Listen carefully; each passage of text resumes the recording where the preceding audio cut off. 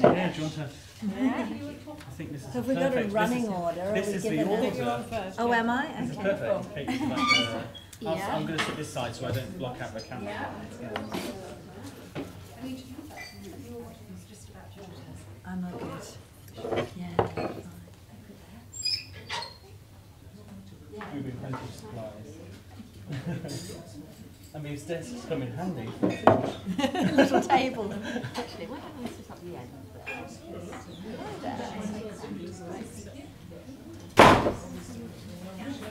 Do help yourself. I'll make it a bit easier.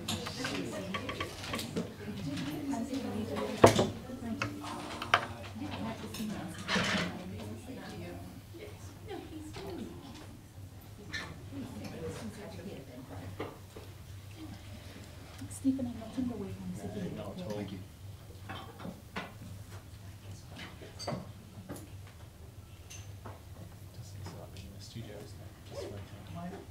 Yeah, great.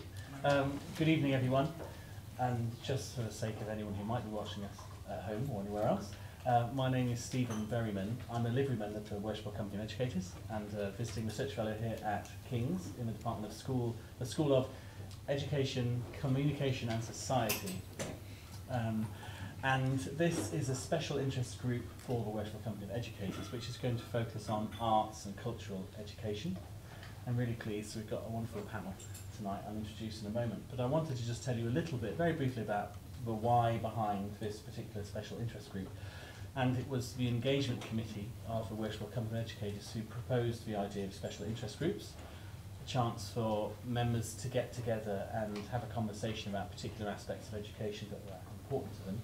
And arts and cultural education is particularly important to me as an educator. I'm head of music at a school in the Barbican, City of London School for Girls, and I've taught for about 15 years now, always in the independent sector, so I've been really lucky to have a really healthy budget, lots of opportunity for students to engage in really high quality music making, so I've seen the really great side of arts education, and I've been really lucky to work with arts organisations such as the Opera House and work on education projects. But I've noticed increasingly my colleagues in other schools might not have a great time, might not have as big a budget, or might not have access to as exciting opportunities. So I'm quite keen that we have a conversation about that, but for the special interest group to be more than an advocacy group, because I think we're all very clear on the idea that arts education is really important and it's a huge benefit. So that's a conversation I don't think we need to have anymore in the special interest group, but I hope it becomes a forum for sharing the great things people are doing, because I know lots of the members are involved in different parts of education, different sectors.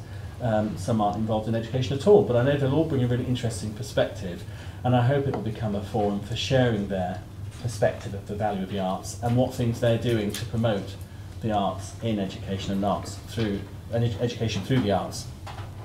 And I'd like to introduce our panel for this evening. So to my right, I have Dr. Kate. Oh, you moved around. I'll introduce everyone in the order we're going to speak this evening. So we're going to start with Professor Anne Bamford, OBE. Professor Anne Bamford is currently Strategic Director of Education and Culture for the City of London Corporation, having previously held the position of Director of the Education Commission, and was also formerly a Professor at the University of the Arts London, and Anne has been recognised nationally and internationally for her research in arts, education and emerging literacies and visual communication. And there's a wonderful book called The Wow Factor, which is about arts education. And after Anne, Professor Helen Gaunt, to my right, currently Vice Principal and Director of Guildhall Innovation at the Guildhall School of Music and Drama, where she provides strategic leadership in academic development, research, enterprise and internationalisation. She was an associate of the Centre for Music and Performance as Creative Practice, CMPCP, and a member of a research team for Creative Works London, both funded by the AHRC. Current interests focus on ensemble practices in the performing and fine arts, creative entrepreneurship, and the potential of the arts to contribute to education and development practices more widely. And from September, Helena is Principal of the Royal Welsh College of Music and Drama. So congratulations. And finally, Dr. Kate Dunton is Research and Education Manager at the Culture Institute here at King's College London. Kate Dunton is an art historian by training. She conducted research and taught at the University of Essex before moving into an education development role, first at Brunel University, then at the University of Essex. She joined King's in January 2015 as Research and Education Manager, brokering and supporting collaborations between King's and the arts and cultural sector. So hopefully there's some really different and interesting perspectives. And I'd like to start with Anne. And I wonder, could you talk about the Creative Schools programme and the effectiveness of artists working with schools to embed the arts into the curriculum? Thank you. What I'd like to do is just sort of unpack it a little bit, because Creative Schools workshops within the UK particularly have had quite a long history and a varied history. So we had sort of initial Artists in Schools programs where the idea was that an artist would come in, often fairly short term, to do a project within the school, and the idea was almost like the artist would come in, do the project and then go. So you have sort of murals and all sorts of other aspects, but they were relatively short-term projects. You then had the whole creative partnership movement, which went on for 10 years. And I often feel that that was a really, in some ways, the most amazing time for seeing the development of work, of artists working in schools, because they had a sustained view of how this could work. And it was well researched and well backed. Unfortunately, it was cut just at the point when it could have been really, delivering the fruit. I often sort of say it's like an orchard, that it was planted, it was tended, it was pruned, it was fertilised, supported, whatever, and then they chopped it down just as it was bearing a lot of fruits. Since that, we've had, for example, a new direction in the London area has done a series of what they call Creative Schools innovations, which is the idea of actually not only artists in partnership with teachers, but actually the way you transform schools and school performance through the engagement with creative professionals. And I've been involved in all those iterations in the UK of how artists work in schools. And so what I'd really like to do is actually unpack some of those things in the next sort of 5 to 10 minutes and perhaps pose some questions about it. The first thing I wanted to mention was, I suppose, to look at two words particularly. Who do we view as artists? Who are these artists who come into schools? Because they're often referred to as creative practitioners or creative professionals. But what quality or what criteria might we use in saying an artist for a school? Because one of the things, when Stephen mentioned in his introduction the wow factor, which was a UNESCO global study of education, and one of the findings, the quite alarming findings it found in relation to arts in school, is that poor quality arts experiences in schools can actually have a negative effect on children's artistic development and creativity. So it doesn't just have a sort of a null effect, it actually has a negative effect. And in fact, globally, it's around 30% of arts education is so poor in quality that the schools, frankly, would be better off not doing it. And I've actually challenged some schools by saying, they sort of say, well, we haven't got, budget or time or training or whatever to do a good job. And I say, well, ban it, cut out all singing, ban the music, take down all your displays, no drama, no, because actually when they see what it would be like to not have it, they actually then become committed to have it, and to try and put some effort into making it good quality. So I think if we're looking at people coming into schools, those artists, however we define them, it's important that what they do bring is that element of quality. I don't want that to be confused with an idea of sort of purely elitist art forms, because my view is the quality parameters are very much the same regardless of what the art form is. So it can be everything, there's good quality graffiti as much as there's bad quality opera or whatever. So quality is not about a sort of hierarchical order of art forms or of types of art, but how it's dealt with. And I'll come back to that point because I really want to sort of hone in on those factors that do lead to quality. In terms of the arts, I think we've got four dimensions that we need to think about.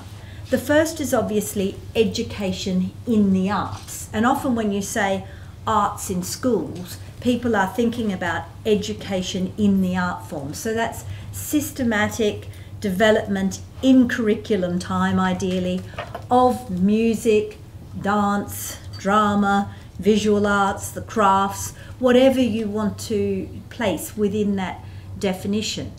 Now, what we know is if we just had that as our aim, that's even a big ask at the moment, because we have seen a reduction in the amount of curriculum time to the art forms.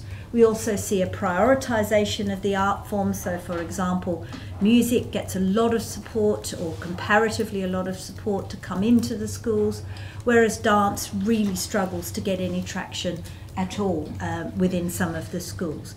So it's that systematic education. What we know from the research around that is that it's very important that it starts when a child is very young and continues until at least the child is 16 years of age. Because once again, the benefits of it only really start to show with that continuity of provision. What we find is there's rarely continuity of provision. So if you look at, for example, instrumental music learning, often it doesn't start early enough, then it starts, then it stops. It may re-emerge a couple of years later or not, and then you might get a bit of a taster for a term in a cycle of arts things in year 8, and then it disappears again. So what you've actually got is not that systematic development of those art forms. Alternatively, you may have repetition. So a child may have had a very rich, for example, experience of visual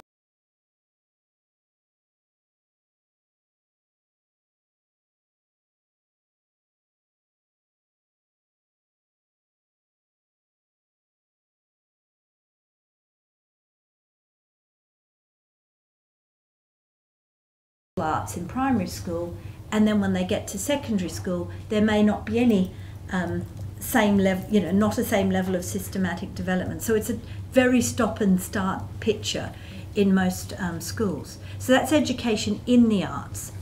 You can also have what I describe as education through the arts, which is the use of the arts to improve teaching and learning pedagogy, the way we do education. So a classic example, which many people would know, is a little piece of drama to help you do a better job of learning a foreign language, for example. The use of visuals and diagrams and so on to help you understand mathematical concepts. The potential for education through the arts is actually enormous, but it does rely on a good introduction to education in the arts. In the city, we're talking very much about education through the arts, developing what we're describing as fusion skills, which are these skills that are needed for the future, things like problem solving, critical thinking, innovative thought, creativity, and so on and so forth. The third type I want to talk about is where art itself is an education. The art can teach us things that we cannot learn in other ways. A great example of that would be, say, Picasso's Guernica. It tells you more about war and violence than any number of wonderful textbooks that you could, bring into a history lesson. So the art itself comes in when human experience finds it very hard to explain something really, really complex. Art has always sort of come in and dealt with that moment. It's not coincidental that often people think a lot about the music played at a funeral, for example, because at a time of great stress, great anxiety, when our usual intellectual and linguistic skills fail us, the arts come in to actually help us to understand parts of the human psyche or parts of human knowledge that we can't otherwise access. So that I describe as the art itself becomes a sort of ultimate form of education when all the other areas don't work so well. And the last one is when education itself is so beautifully done that it turns into an art form. And if you've ever seen a really great artist working with children in a school where they have the children eating out of their hands, where there's this magical moment, which is why I called the book The Wow Factor. That's when you see the merging between education and art becoming so seamless, because the education moment itself has turned into a work of art. You know, and when children suddenly find their voice to sing, or they, you know, that's that moment. So when we talk about artists going into arts, I think it's really, where do we want them? You know, is it in all four of those areas? Is it just the first? Who's going to do that mediation with the other three? Do we think that perhaps teachers could do the curriculum stuff, but the artists will turn education into art? I pose that as a question for us to think about.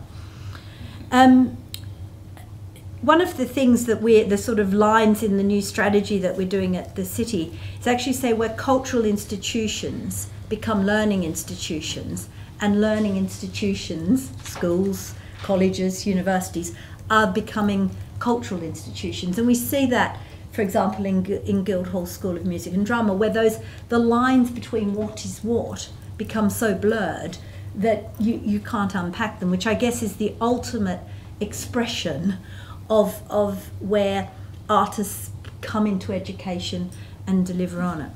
I promised, and then I'll finish up because you'll get stressed about the time. I promised to talk about what makes quality, and this was really interesting doing the global study, in that regardless of the scope, the scale, the international location, the art forms, the funding, regardless of all of these facts, there were actually 10 characteristics that were repeated time and time again in successful arts education programs, especially those involving artists. What's been interesting, when that work was originally done, which led to the Lisbon Accord on education, so it actually led to them embedding all this in how they do it. At the time, I thought, well, if you had 7 out of 10, it's probably pretty good. Or if you had 5 out of 10, it's probably passable, you know. Subsequently, I've done more and more country research looking at this being acted out in different settings. And what's interesting is quality falls sort of exponentially when you start to leave just 1 or 2 out of these. To give an example, I did a big national evaluation for Denmark. And Denmark said, we don't get it.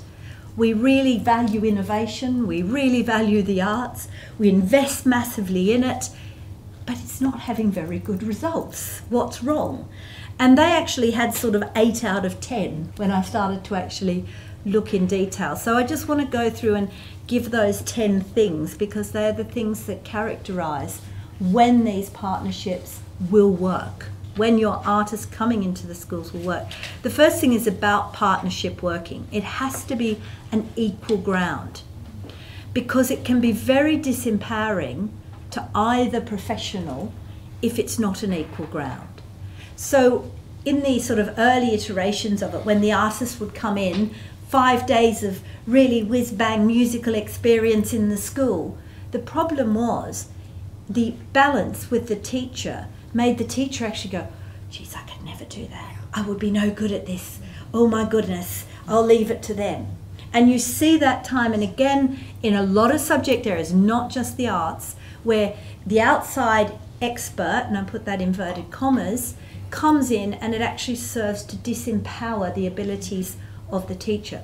Or vice versa, where the teacher's concern about policing discipline stifles the artistic practice to such a point that the poor artist is going, why did I ever agree to that? The money isn't worth it. And, you know, so that really respecting and understanding the professional capabilities of each.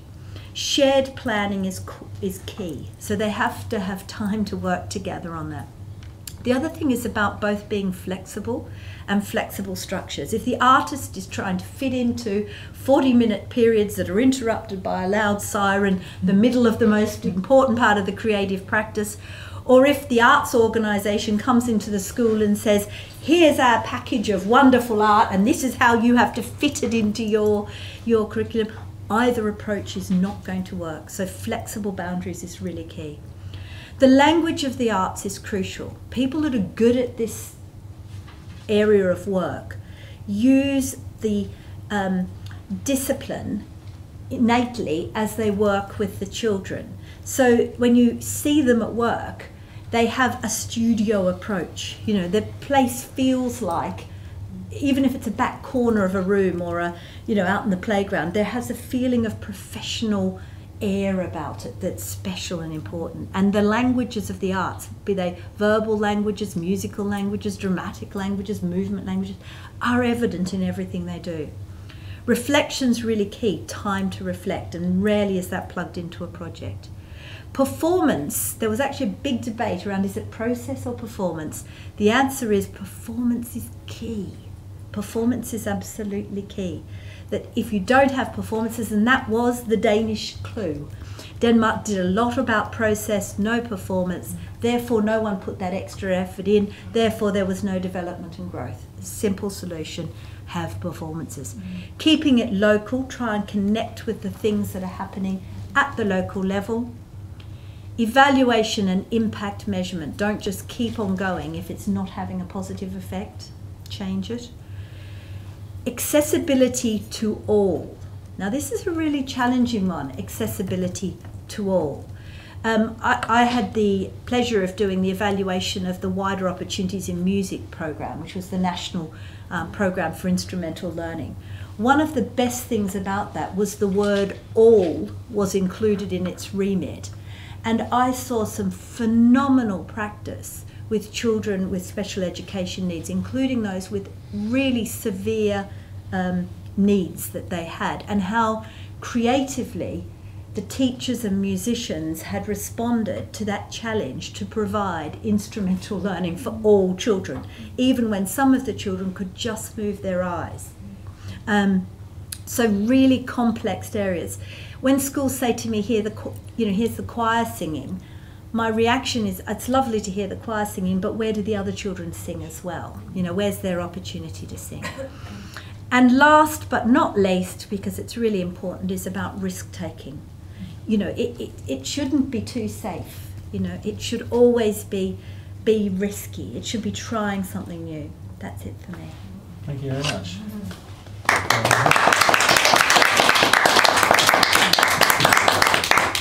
Lots of interesting things to pick up on later, I think, and questions. Thank you very much. And moving on to Helena, can you talk about what we are really after when we're engaging people in the arts? So that layer, as you described it, beyond that of artistic craft.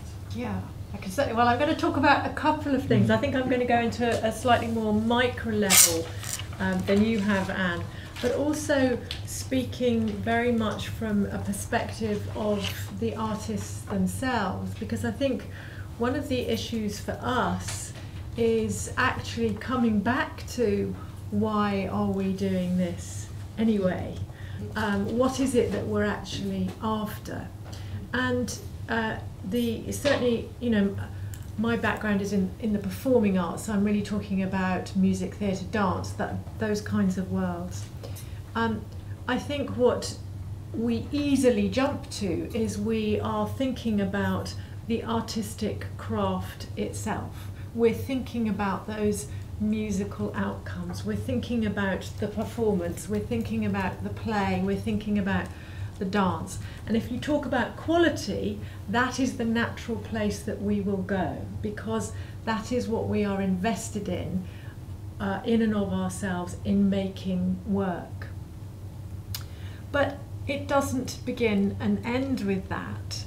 And you know, you talked about quality and what are the dimensions of quality. Of course, what we also know is that, as you've so eloquently said, the process of being engaged in the arts has many dimensions to it, and many aspects of learning. And I think as artists, it's easy for us just to forget about those a little bit. Equally, there's the whole agenda for artists of what do we consider to be quality as a professional opportunity, dare I say it. And what I know from my own experience as a professional and in educating the next generations of professionals is how easily quality is perceived to be about the professional stage, and that working in educational settings or working with the arts where being on the hall of the Albert, the stage of the Albert Hall is not the end outcome, is considered to be second class, or even prostituting your art.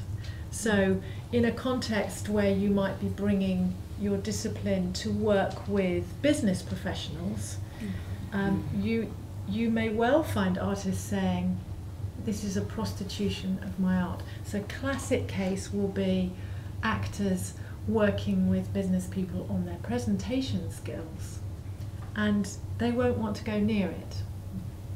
And what's that all about? It seems to me really, really important that we grapple with these issues, because I think as artists we're going up blind alleys if we're thinking in those ways.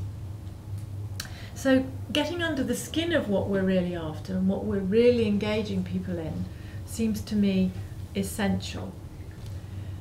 One of the things, the piece that I want to unpack a little bit and problematize is a notion that one of the things that we're really after is creativity. Creativity, creativity, creativity. And Darren Henley, love him as I do, talks about creativity very much in his book about the arts dividend. So creativity has this huge overarching priority in terms of what the arts really deliver. So he talks about it like this, and I'm not going to disagree with him in lots of ways, but I want to go into it in a bit more detail. He says this: creativity is at the heart of great art and culture. Creativity changes a place and the people who live there for the better. Creative people are inventive, imaginative, and innovative. They think differently and see and do things in new ways that remake the world around them. I suspect none of us are going to argue with that. But I think it's still, this is a little bit nebulous and easily misunderstood. So I want to go in a little bit, I want to dig a bit deeper into two particular dimensions that I think are potentially fruitful and we might want to discuss further. The first is playfulness, and the second is making connections. And I want to talk about these two, particularly because I think they are both actually hugely important through being socially constructed and socially grounded. So let's talk about playfulness first. Playfulness, I think, is understood very much in terms of a basic human instinct. We are all born with that quality, and there's plenty of research that will demonstrate that. It's a kind of animal instinct, if you like. What I think is very interesting about it is that play becomes something that has very much a social context. It takes place in relation to others and often has an ambition towards learning a new capability, discovering something that you didn't know beforehand. Play is a distributed and interactive process in the main, for sure. And underpinning it is a notion of distributed creativity. Now, distributed creativity in the research literature has gained huge traction, and just recently I've been reading Nick Cook's new book on music as creative practice, which is a very good read, and reinforces once again this notion that creative practice is fundamentally socially underpinned. What's so interesting about this is, from a performing arts perspective, is that ensemble is a fundamental part of what we do. So what if, rather than think about creativity, we think about the notion of ensemble, and we really focus in on the purpose of enabling and empowering ensemble work. As soon as we get into ensemble, we're talking about self and other. We're talking about the interaction between collective and individual purpose. We're talking about a dialogical relationship between individual and group, and about the creative tension in the paradox between them. Richard Sennett, the sociologist, has written quite a lot about this, and his wonderful book Together talks a lot about chamber music playing. And here we start to unpack some of what's essential in ensemble, and therefore essential, I would say, to play and creativity. He talks hugely about the importance of listening, attention both to self and to the other, and focus. He talks about responding, and he then talks about being changed by that process of listening and responding. So fundamentally in this is a process of offering. You make a sound, you launch out, and you receive, you hear the sound of the other. There's a humility involved in that too, because unless you're able to receive and allow that to change your response, your next offer, there is no real interaction, there is no real ensemble. And not only that, he talks about the improvisation that is involved here. The point about having to be in the moment, adapting according to what's there. And that this brings a vulnerability. It brings us to a fundamental vulnerability, risk-taking, involved in the process of creativity. So my point really is that rather than talk about creativity, I wonder whether it's not more helpful for us really to talk about ensemble and what's involved in ensemble, and the playfulness of ensemble in the performing arts, because it brings out these really key dimensions. Peter Bazalgette talks about them in terms of the empathy instinct, and the empathy being the playground of developing who we are as human beings. But of course empathy isn't always considered in positive terms. So I'm really interested in this notion of ensemble at the heart of what the arts are about, the performing arts at least, and the ways in which they come back to fundamental Socratic Aristotelian principles of the polis of who we are as individuals in society. So then quickly on my second point, which is about making connections. We've moved away in the notion of creativity from the idea of the individual genius who out of nothing has a brilliant idea and here we go. We've moved a long way away from those things. And one of the ways we really understand creativity, as you will all know, is that it's about making connections between things. It's about reordering things that may already be established in new constellations, new patterns. Typically, in terms of the arts, we will want to think as artists of this principle of making connections in terms of bringing new artifacts together, or I'll put green and yellow together, or I'll put those notes together, or those instruments.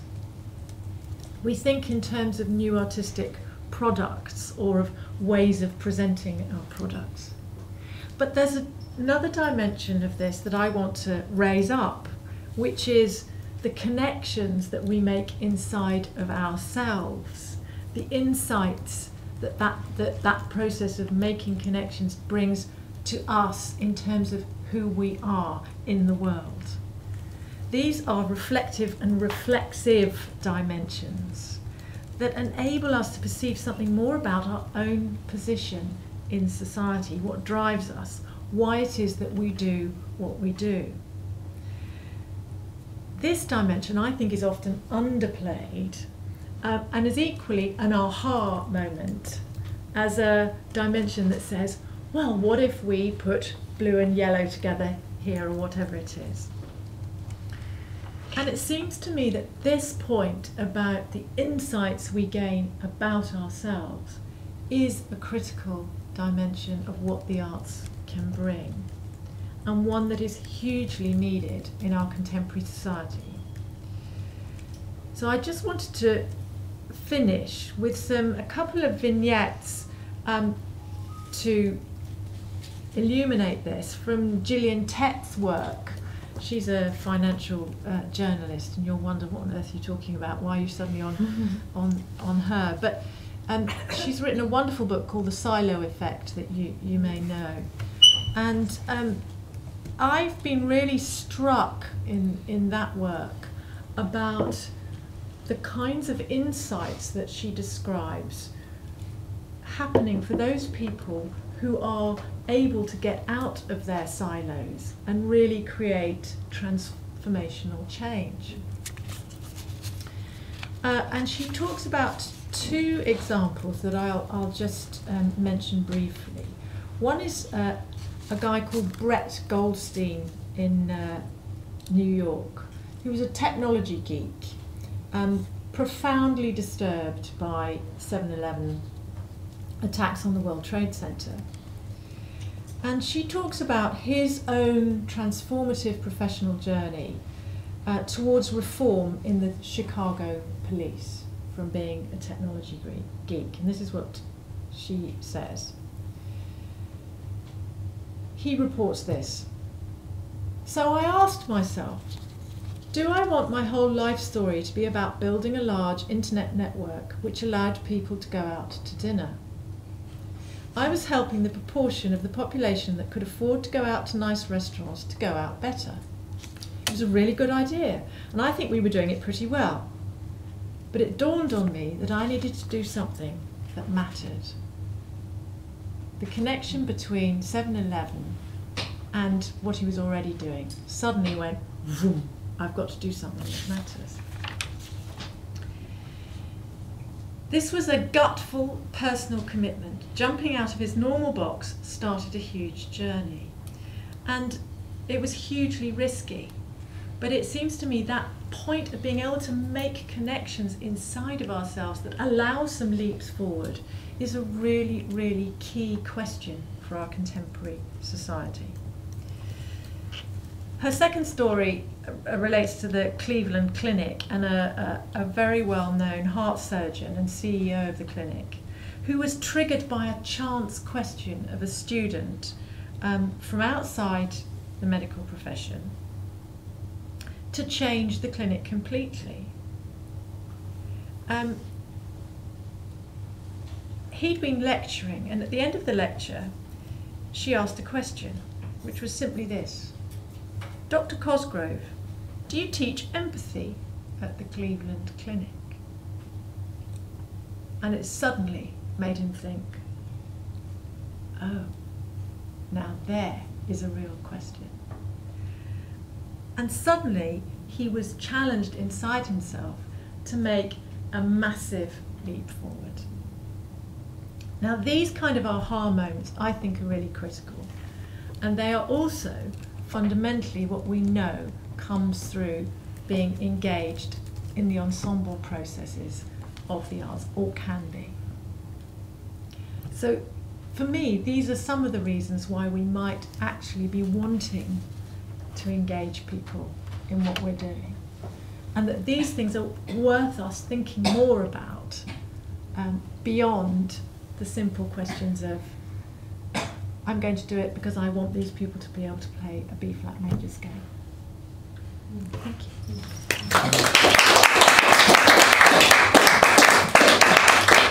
Thank you very much. It's really interesting to talk about ensemble later. But over to Kate. Could you talk about how embedding arts across the university has a positive impact on the work of non-arts departments? Yes, thank you. So my role at the Cultural Institute, I should just say the role of the Cultural Institute first, actually, just to explain that, because I think it's rather unusual at King's that we have a Cultural Institute, and the role is specifically to link up King's with the arts and cultural sector. So every project we do will have at least one academic or student on one side and an artist or a small creative SME or a large cultural organisation on the other. So everything we do is about collaboration. I came and had the brilliant opportunity to develop a strand based around collaborative education in the Cultural Institute, because prior to that I had been more focused on research collaborations, which was massively exciting. And I came knowing that King's had 4 big health schools. So we have nursing, midwifery and palliative care, we have dentistry, we have medicine and biosciences, and we have psychiatry, psychology and neuroscience. And I thought, wouldn't it be amazing to do some arts-based, very much what you were talking about, which was learning through the arts. I thought I was going to get laughed out of town, and found that I was knocking on an open door, and that there was a real appetite to explore some of these approaches. We've done some work also with our Faculty of Natural and Mathematical Sciences. I'd say we've cracked that door open a little. It didn't fly open, but that's another area that I'm really excited about exploring further. I've been enrolled 3 years since, so there's plenty of time yet. How do these collaborations start? Well, there's several ways. Sometimes an academic will come to us. Often they're a bit of a teaching champion, they're an innovator, and they've heard about some work with artists or cultural partners, and they've maybe got some ideas percolating, but they need some help. Sometimes we kind of engineer things. We go into a faculty and we say, we're going to run a workshop, come along with your educational ideas and challenges. We're going to invite some artists who we know are interested in working in this space, and we'll see if some ideas gel and come out of that. Often there's a friendly dean of education in that mix somewhere who's putting out a bit of a 3-line whip and telling people they should come along and give it a go. Sometimes an artist will come to us and say, I've got this idea, I've worked with a health organisation, but I'd love to try this out with some medical students. So often at the beginning of that collaborative process, and to come back to what Anne was saying, it is always collaborative. It has to be a collaboration between the educator and the artist, and sometimes the students too are involved in quite an early stage in the process. If we do those kinds of ideas labs, we love to bring students into those from the beginning. And often those early bits of the conversation are quite messy. There's lots of ideas coming into the space, lots of things being shared, lots of not quite sure what we're doing, which is very normal in those kinds of relationships. But at some point we start trying, I find it useful to talk about educational challenges. So I might ask a question like, what are the things you really care about as an educator that you feel you haven't quite cracked, that your traditional approaches aren't quite getting to, that you think an arts-based approach might work? And when they come to something and you see the artist sit forward on their seat and you feel the pulse rate go up on both sides, you've got the start of a conversation about something that you might do or try out. And I thought it might be interesting to share with you what are the most common challenges that come up. So this is across our health schools and our science faculties at King's. Reflection, resilience and self-care is big across the health schools. They know that they are educating some of the brightest young people in the country, and if we don't equip them well, they're going to burn out typically within 10 to 15 years, which is a terrible thing to do as an educator. So they really care about resilience and self-care. And reflection is a really key part of developing those kinds of skills. Empathy, patient-centred approaches. There's a known phrase in medical education which is moral decline. This is a documented effect where medical students end up less empathic at the end of their studies than they were when they started. And there's good reasons for that, you know, because that's about protection, right? So the other thing that comes up is embodied learning. So the craft of science. If you don't understand your materials or your instruments well, you're not going to do good experiments. There may be things about visual attention. There may be, you know, the craft of dentistry, for example. I've learned a lot about the craft of dentistry. It's quite amazing because a lot of the work they do is unseen. It's all done by touch. So you have to have incredible, you know, what we call haptic skills. Sometimes it's about, had incredible conversations with nurses. Well, I won't go into it actually, but the craft skills they use to simulate things. That's all I'm going to say. But also things like the choreography of nursing. How you move around in a ward in a way that's effective, doesn't put your back out and doesn't disturb the patients. I mean, there's so many things about embodied learning. Another one that comes up is communication and listening skills. That might be in the patient encounter, but it can also come into things like medical ethics. You know, are you going to be the person that says, I don't think that's quite right? You know, can you take critical feedback? You know, so that's a really interesting area. With the scientists, often they're coming and saying, you know, we're getting to that point where we're doing third-year projects, or we're moving into postgraduate work, and they won't experiment, they won't play, they won't risk take, they won't, you know, they don't like to make mistakes. Well, this isn't that surprising because they've spent all their time prior to that being really good at passing exams, working from textbooks, working in laboratories with lab protocols, being examined by multiple choice questionnaire. So it's not that surprising that when they're then told, now experiment, play, make mistakes, all that inhibition is there.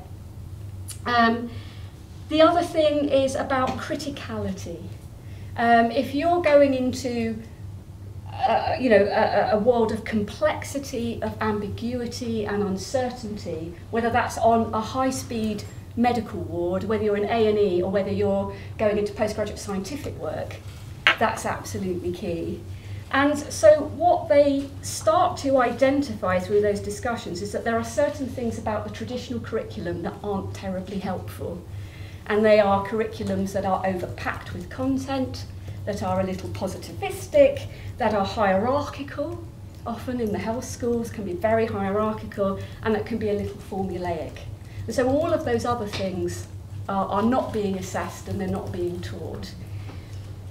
So I just wanted to give you two examples of projects that we've done to address some of those issues, just very briefly. One was a project that we did called Thinking Outside the Box, which was for GP students, medical students who were going into their GP practice placement. And they've changed the scheme because what they used to do was rotate around a number of different GP practices. But because of the emphasis now on really understanding healthcare in a social setting, in a community setting, they decided to have longitudinal placements where they stay with one practice over time. And they threaded through this an arts and humanities based project that the GP placement students had to do. Now you can imagine, and they had to do it by the way, and there's 400 students in this cohort, and we grouped them into 40 teams of 10 students, and there was a bit of this at the beginning. I mean, I could talk later about pros and cons of whether you put it in the formal curriculum or informal curriculum, because there are pros and cons. By the end of that project, so what happened is they workshopped with some artists, and they had to try out a creative activity. They then went back and thought about some of the challenges in their practices. They came up with some ideas about some more creative approaches to some of those challenges. So it could be things like messaging around healthy eating. It could be about isolation amongst some of your patients. It could be about language barriers in certain communities. They came up with some ideas. They came back. they discussed those with their artists, got some feedback, went back and worked on them a bit more. And we had some wonderful projects. We had a group of students who gathered some patient narratives and then turned them into a little anthology of poetry, all sorts of amazing projects. Some of them use film, some of them use photography. So one of the students said, we've been part of this creative process. It feels really nice because for once we are generating content, not memorising content. Others talked about how moving it had been to really get to know their patients as people. And of course they'd learnt a lot about themselves, and they started to talk about the amazing resilience and creativity of their patients and what they were learning from their patients. And so it had really broken down some of the barriers. Another project that we did was a collaboration with the Crafts Council, where we brought some makers in and we had a maker in residence in a maker space that was shared by students of physics and informatics. And again, that was to encourage the students. The informatics students are quite good at tinkering and playing and messing around, and the physics students were terribly inhibited about doing that, possibly because they'd been in lab situations where it's like, don't break anything. So they came into a space where they could break things and make mistakes, which was exactly the point. And we had two wonderful craft makers in there. And I think there were moments there that exactly described, what you were talking about earlier, which is those moments where it becomes seamless.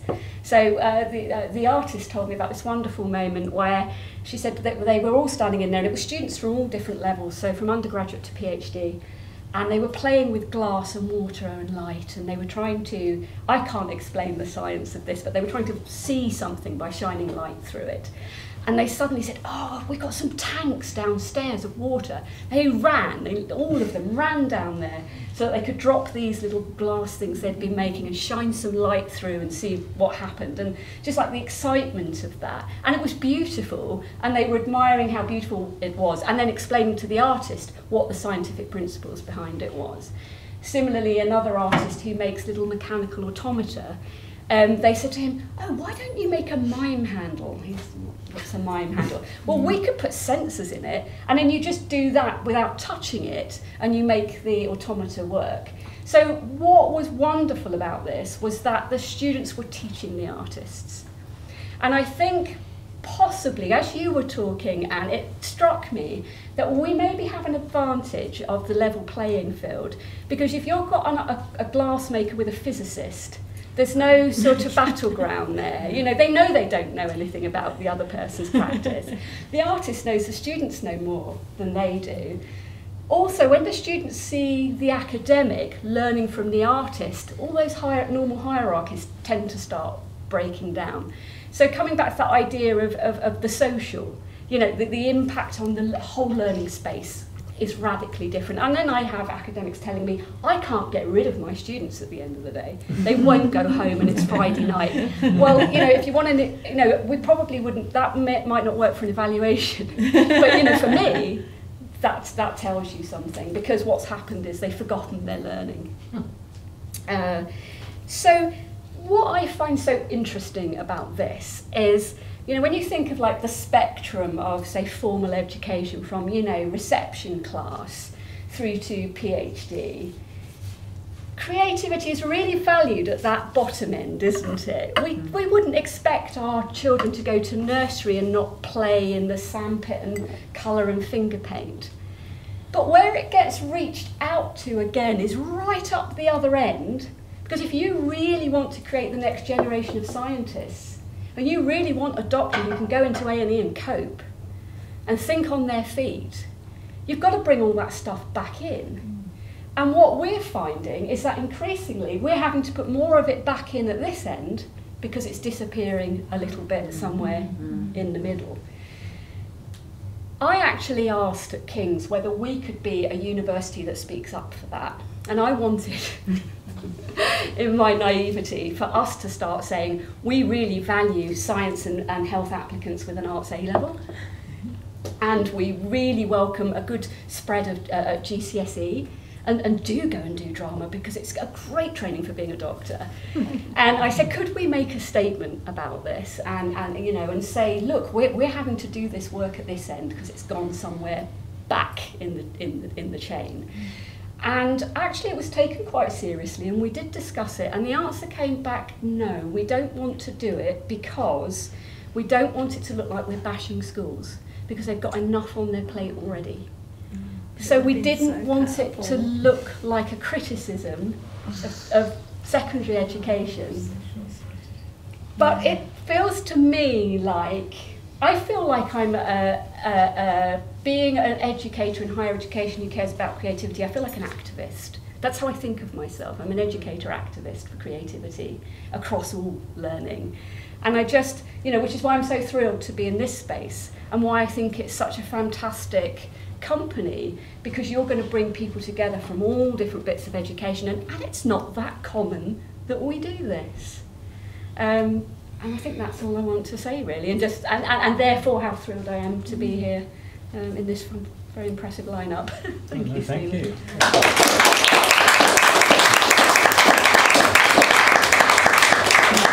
It's really interesting, isn't it? I'm fascinated by this middle that Kate's talking about, this gap in the middle, and it made me think a lot about secondary education examinations, how for some reason music seems to be very different to the other art forms. There's that real expectation of individual creative effort. As you get towards 16, 17, 18, you're creating a composition on your own, you are performing on your own, yet and it's all about the product rather than the process. But for some reason in art and drama, it's about the process, and that process is celebrated. I wondered, and maybe this is one for Helena, why do you think music is different in that respect? Why do we celebrate the individual? And that, in a way, it seems like it's more about reproduction rather than creating the new, whilst in art, it's about having a sketchbook and showing your journey and your thinking and how you're changed. Why is music different? I'm always confused by that. There's a question that can't be answered. Maybe. I think it probably can't be answered. I mean, there are probably lots of elements, but I'll have a go at a few of them maybe. I mean, I think some of it is to do with the canon repertoire and how a canon is perceived, and you know, music is not one thing. So what music are we talking about? I think we need to clarify this, and probably when I'm listening to you, I'm kind of hearing Western classical as that's the kind of core that we're talking about, and it's by no means the whole story. But I think the way in which the canon repertoire has become established is one very important part, alongside the intensity of craft skill that's required to be able to access that repertoire.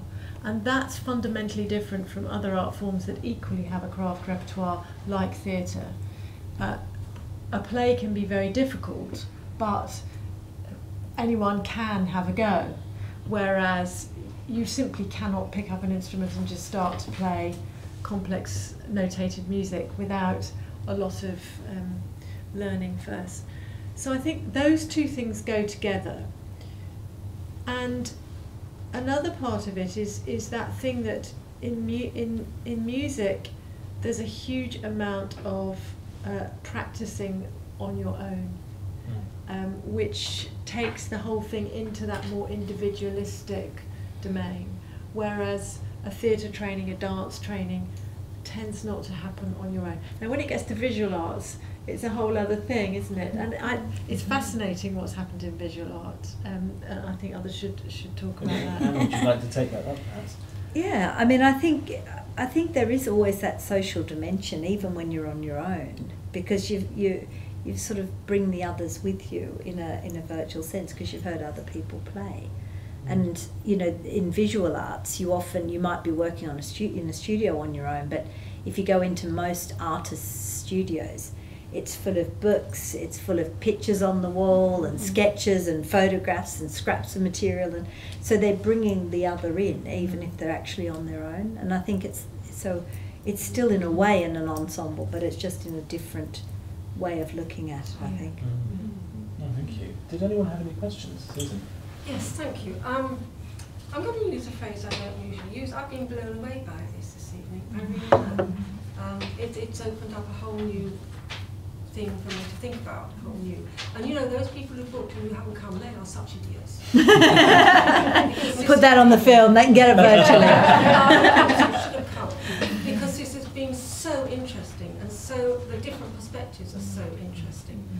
I'm going to be a bit utilitarian in my question and talk about economic as well as social development in society and in our nation.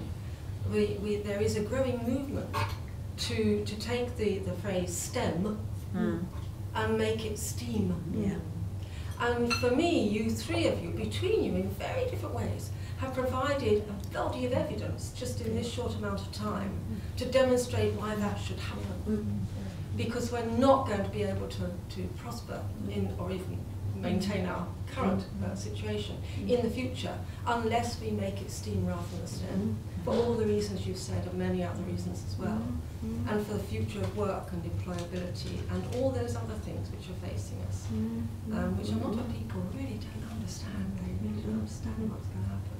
I'll be dead, I mean, I don't care, but it's our children, isn't it? So that's what you've said, and that for me. How do you take that forward? How do you combine those things you've been saying tonight as evidence for STEAM, for the development of STEAM and for making a bit of a noise about it and getting people to notice it more in terms of policy? How do you do that? I sense Kate might want to respond to that. Well, yes. I mean, there is two arguments, and one is the industrial one. Which is about growth in the creative sector and how much, how important that is to our economy. And I guess, but I guess the other one is perhaps less easy to articulate. That one is one you can maybe do and fix. Actually, an interesting issue for universities is when you track the destination of your leavers.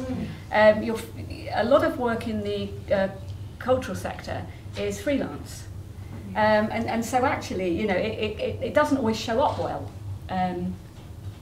But I mean, if you think about the V&A and why that was founded, it was founded to promote design and industry, wasn't it? And so if we want to see ourselves, and a lot of politicians do want us to see ourselves as this incredibly creative little island that can be world leading in innovation and technology, then you have to be creative about that if you want to keep one step ahead. But they've got to translate it into policy. They have. I've got a horrible feeling it'll be down the line when you're starting to see the negative results of it, that it'll get picked up. I mean, I probably not the best person to ask about how to translate it into policy. I know that it should be, but the mechanisms by which you do that. And is it enough to say the creative industries, because that's setting it apart? What I've been hearing is that you don't set it apart. No. It underpins and goes through and actually enhances all the rest. But what I think is really interesting is even for the City of London Corporation to appoint my role, and it's not me personally, but for the City of London Corporation to say, we want a strategic director of education, culture and skills. That, like your inclusivity in future applications, and interestingly, some of the banks who used to always say, well, you need to have this A level in maths and you need to have that, they're actually saying, and the arts, because they're realising the type of person they were getting. It's no good having a whole organisation of them. You need the other sorts of people. And so I think there's a really strong move back to say, actually, to be successful in this world, and I mentioned it in passing, this notion that we're going to very much embed, which is these fusion skills, and you've both talked about, I'm sort of listing them off on my paper here, because to be able to be successful, whether it's a doctor, a scientist, an IT tech person, a teacher of the future and now, you need to have all those capabilities that you've both described. So I think perhaps it's already happening, and policy's going to have to play catch up, because it's happened before. It was interesting. I was at the Global Education Forum, which was hosted in London at the same time as they had the big Davos thing, and what they said is, we went through the age where it was very much about physical. So, you know, when we were farm workers and things like that, it was about physical strength and physical work. Then in the Industrial Revolution, it was very much about knowledge. You have to have knowledge, you know, it's really important you have knowledge. And now, and this is education people saying it, we're now entering the phase where it's about creative thinking. It's about these different empathetic values that we, you know, because having the other two, the physical or the knowledge, is no longer required for most of the jobs that we do. There are these other sets of skills. And so I think it is happening in policy, and we have to, in a way, almost document it and play catch up, because it's not coincidental to have a position like I now hold. You know, that position would have been unheard of even 20 years ago. And you know, I've sort of always done it, and it was almost like a funny thing, because it's like, finally a job that matches me, you know, but it's that you do have to have, it's a way of thinking for the future. And I think that's a really powerful signal. So I think policy is there, but the documentation hasn't caught up yet. But the sad bit is, some of the amazing resources that you had that would have made the UK lead on this, we've lost some of it. And we're going to have to go madly scrambling around and reconstruct it and find it again to be able to take that forward. And I think that's a sad thing, because we actually, you know, we had that resource, we had the diamonds hidden, you know, and we've sort of left it a bit, and I think that's a little bit sad. But yeah, no, I think it's there. I'm quite positive. Thank you. Elizabeth. Just to say thank you very much. Very interesting and engaging discussion. May I just address this question to you, Kate?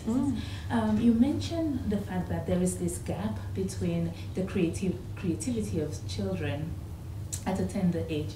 There's that missing gap, and there's that gap right up until PhD, where they're trying to play catch up. And I agree with that. As an educator and working with children and adults, I have noticed that there is a clear lack of creativity and imaginative skills. And much of that, I believe, has been attributed to technology, who has literally eroded that skill. My question to you, and it's something I've pondered a lot, with the increase in enhanced technology, how do we battle and combat this?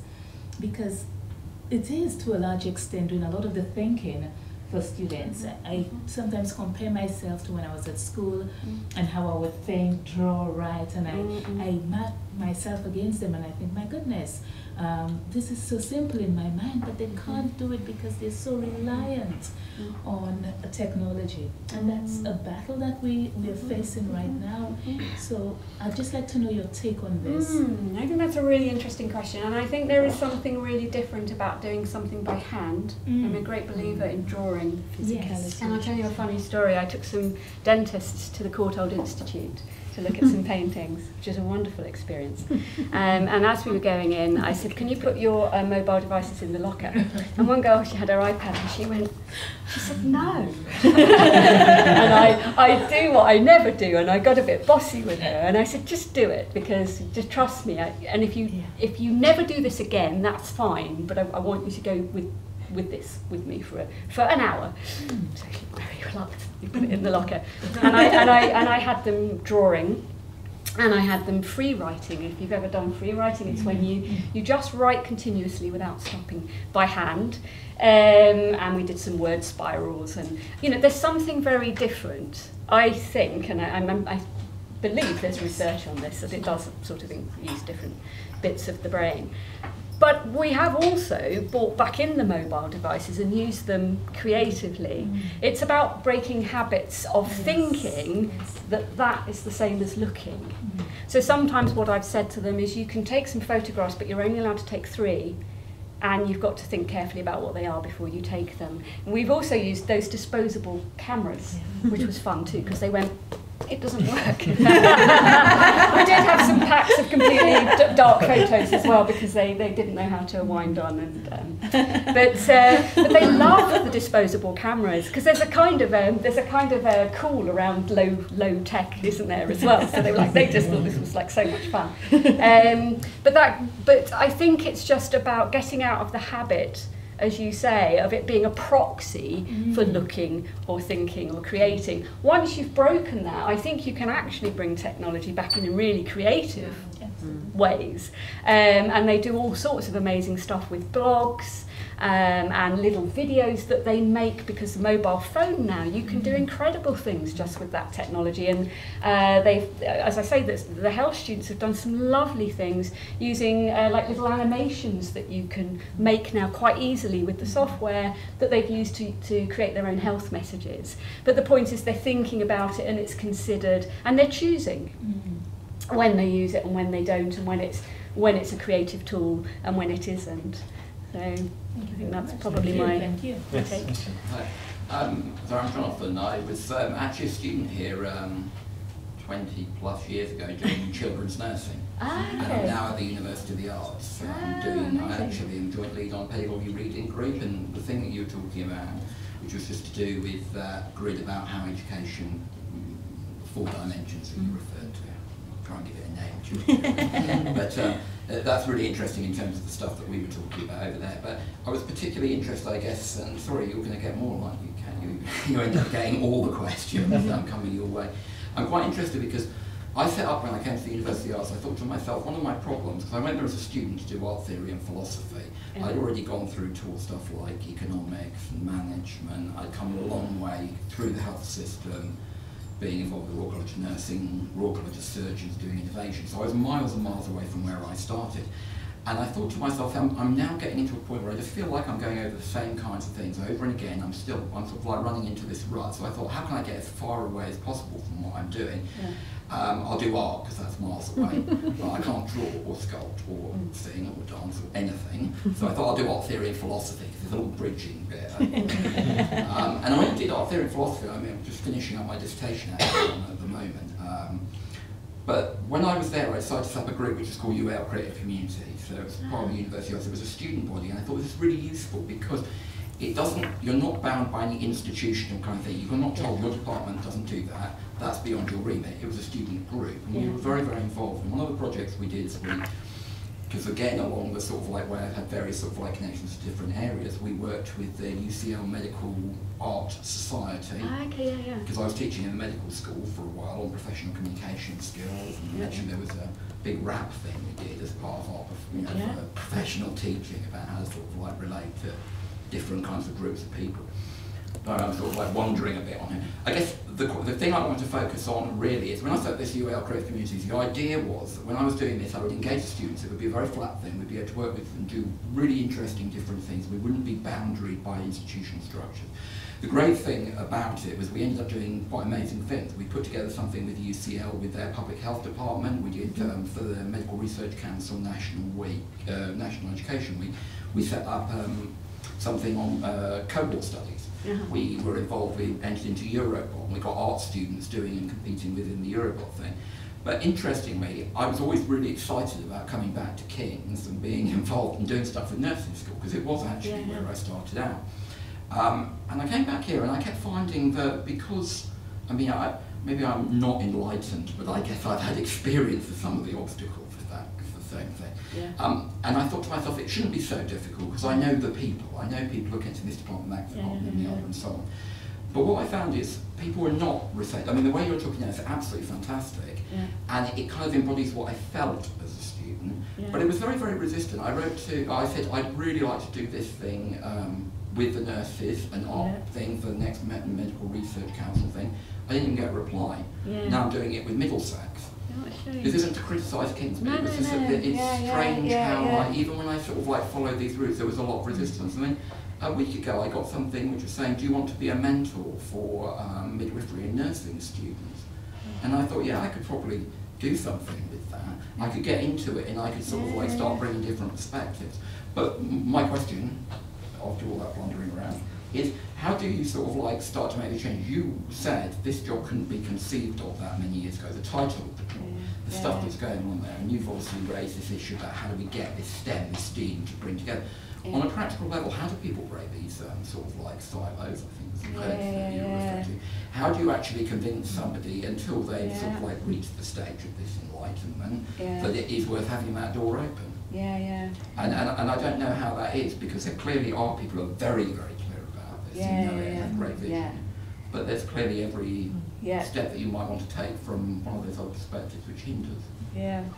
I guess for me, you know, you come at it from two angles, possibly. You know, you in any setting, you'll always find some local champions who are open to this. And you just have to knock on the right door at the right time. There's a certain amount of serendipity in that, I think. And the other way is if you can find someone a little bit higher up, who'll give it a little bit of kind of give it that sort of respectability, I suppose, and gives people permission. Because if your dean says this is great, then you can more confidently experiment with that. I mean, don't get me wrong. It's not like everybody welcomes us with open arms. You know, we had an artist in resident and an academic sort of popped her head around the door and said, "I don't know what you're doing here." What a load of nonsense was her exact phrase. So you know that does still go on. I think it's a culture change. If you're at a party and there's a group in the corner having a good time, you tend to be a bit drawn towards them. And you know, when you see educators like a colleague in midwifery who says, I was getting burnout as a lecturer and this has reinvigorated me and it's totally reconnected me to my teaching practice. And that was one thing I didn't say, is that actually when we do these projects, we are thinking about the students, but we're always thinking about the staff as well. It's always about their development and their enjoyment and satisfaction of teaching. And I missed that out, but that's actually very important. And when their colleagues see them reinvigorated and see them passionate, and they then become your best advocates. There's nothing like a new convert to go out there. And because they speak the same language and because they are respected as colleagues, they can do a lot more than I could do going in there saying, why don't you take your students to an art gallery? As an art, an art historian by background. But when a midwife, says to another midwife, why don't you take your students to an art gallery, then that's a different conversation. And so actually in that department, and I guess it depends actually on the culture that's already in the department. If they're quite a close team and it's quite collegial. I would just say it wasn't like the nursing part. I wrote to the university champions, kind of like big things. So it was a very central thing because I thought it would be formed across. Sorry, I don't want to criticise my own department. Amazing place. But I mean, it was more a question about. So if that's already there, then I think it spreads quicker than if you're in a big department where internal communication is not so good. I mean, I think the other thing is as well is that sometimes with the best will in the world, people just sometimes feel under the cosh. And when they're stressed, it does take energy to rethink, and sometimes it's easier just to batten down the hatches and keep doing what you're doing, which is a shame because ultimately I think it is energising. But if you're just a bit burnt out and the pressure is on, that then sometimes if you just knock on the door at the wrong time, you won't get a response. I'd give you a really fast answer as well, which is, I always use the technique of saying it's a pilot. People let me do all sorts of crazy bonkers things because I say it's a pilot. And for some reason that gives you permission to try something. So don't say, I want to do this forever and a day. Just say, I want to try this as a pilot. And people will go, okay. I guess it was like you talk about it from the very sort of like top end. I guess if you're thinking about it from the student perspective, as in people who think, I've got this great idea. And I mean, obviously University of Arts, there's 21,000 students there. They've all got great ideas, but they don't have an opportunity to sort of like take it anywhere. I reckon if they had made it here, which they clearly didn't bother turning up today, if they'd come here, they would be like, wow, there are people who think this on the other side, because I just would have thought they would have no time for what I've got to say.